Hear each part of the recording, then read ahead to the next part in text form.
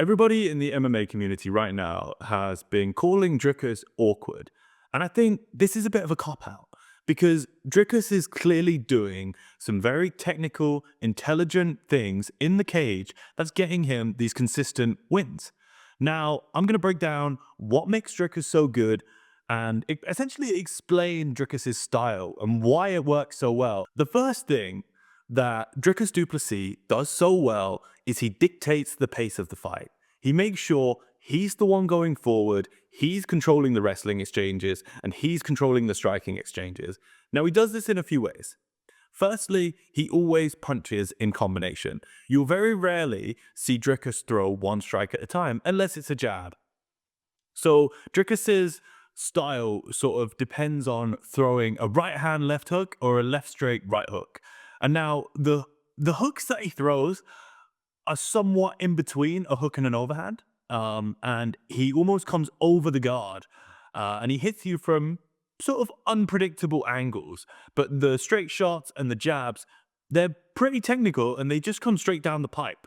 And obviously, combined with Dricus's power, this blitz forward that he does is essentially making you backpedal, and because you have to respect the power that's coming. Dricus clearly hits very hard. I mean, the fact that he was able to drop Robert Whittaker with a jab tells you that Dricus has some serious power. And Dricus doesn't just blitz forward. He does a great job of slipping off the center line and coming back at you with a 2 or 3 punch combination. Now, what this does is it, number one, stops you from being able to develop any kind of momentum against him, but it also allows him to build his momentum and make you respect his power. What we saw against Sean Strickland was Dricus actually using a pretty comprehensive feinting game.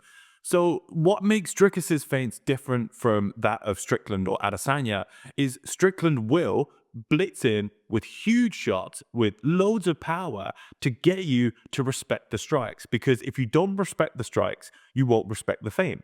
So Dricus does a great job of throwing absolute heat at you so that when he does feint, you respect it. And then what Dricus is really good at doing is mixing up his kicking game with the blitzes. So when you're worried about the blitz, you're so quick to move out of punching range into kicking range to try and escape Dricus. And Dricus will blitz forward or almost feint to blitz forward and then chop you with a low kick or a body kick or a high kick on your way out.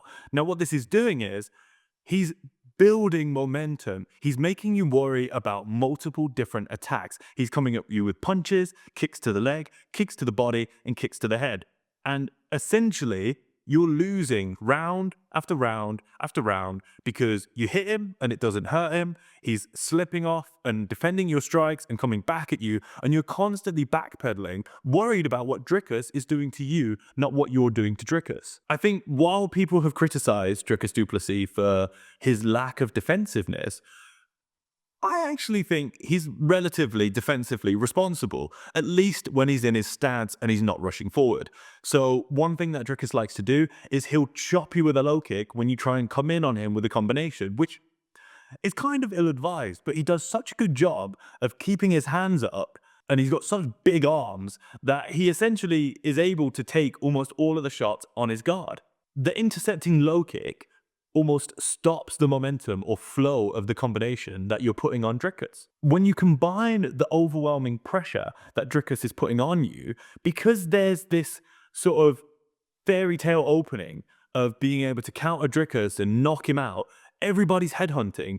Adesanya did a great job of ripping the body to Driccus, and it did seem to be having an effect on Driccus. We saw him slow down in round 3 more than we've seen him slow down when he was fighting Strickland, for example, who was purely headhunting. Driccus' style is to essentially out-damage you and to constantly put you on the back foot. His combination striking mixed with his kicking game plays in so well to his wrestling offensive game. Driccus' dangerous punching combinations combined with his unpredictable low body and high kicks mixed in with his incredibly strong takedown game essentially just makes him like this avalanche that is just pouring over you and you can't stop it. You do everything you can to knock him out and you just end up hitting his high guard. And if you do, sort of plant your feet and try and counter the blitzes, as soon as you do that, you're open to get countered and taken down by Dricus Du Plessis, where he has an insanely good submission game and dangerous ground and pound. His triple threat of punches, kicks, and takedowns make Dricus a difficult puzzle to solve for any opponent. And this is just touching on the technical side of Dricus Du Plessis. When you combine his ungodly power with his blitzing speed and his insane cardio and his granite chin, it just seems like, how the hell are you going to beat this guy? You know, Driccus does such a good job of utilizing his attributes and embedding it into his own style. It's, I think, when we're looking at MMA, I think your ability to succeed is very heavily decided on how well you utilize your individual skills and attributes and put them into a game. You have to uniquely express yourself, and Dricus does that so beautifully. There's so many cookie cutter molds of Muay Thai fighters and wrestlers and jiu-jitsu fighters, but Dricus has a personality to his style. He does such a good job of blending his attributes in with his techniques and his tactics to form essentially an almost unstoppable force that overwhelms you, and if he doesn't beat you on the scorecards, he's going to get a submission or he's going to knock you out. So I think in this fight, Strickland, honestly, I don't think Strickland has much of a chance in this fight. Strickland, not known for his intelligence, to say the least. I don't think Strickland is going to be in the film room studying what went wrong in that fight. I think Strickland is very much an egotistical fighter. I think coming into the rematch, I think Strickland still thinks he won the fight. Whereas Driccus, I feel like the team of Driccus is going to be studying the tape, seeing what went well, what went wrong, what the adaptations need to be to win this fight more soundly than they won before. I think Strickland's style ultimately puts him in a slightly precarious position where he doesn't have the power to hurt Du Plessis. He's not willing to stand his ground or push Du Plessis back. So he's gonna be in the same position he was in the first fight, where he's getting outstruck. I mean, the thing is, maybe not outstruck in terms of volume, but in terms of immediate impact, which is what weighs much more highly or favorably with the judges over cumulative impact. So jabs, if you're landing one overhand, that's more impactful and will go towards or contribute towards finishing the fight than a couple of jabs will. So although Strickland did cause some damage on Du Plessis' face, he never hurt him. He never made Driccus sort of step back and be like, whoa, this guy's coming at me.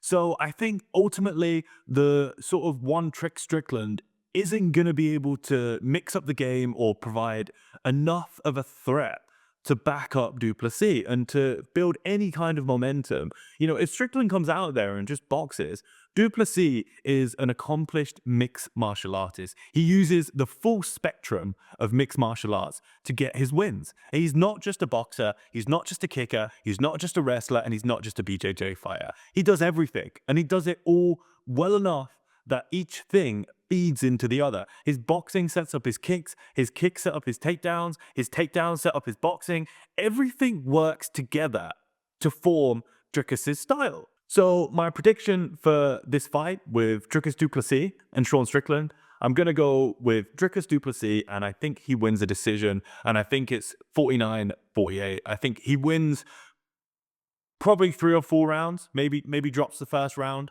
But I think even if Strickland comes out really aggressively, you know, and tries to put the pressure on and throw more damaging strikes, it's just going to open him up for the takedowns. And then I think if Strickland gets taken down in the first round, he's going to go right back to what he knows, what he does best, which is jabbing and moving. And that didn't work in the first fight, and it's not going to work in this fight. So thank you so much for watching the breakdown. I hope I've given you a bit more insight into Driccus' style, more than just he's awkward.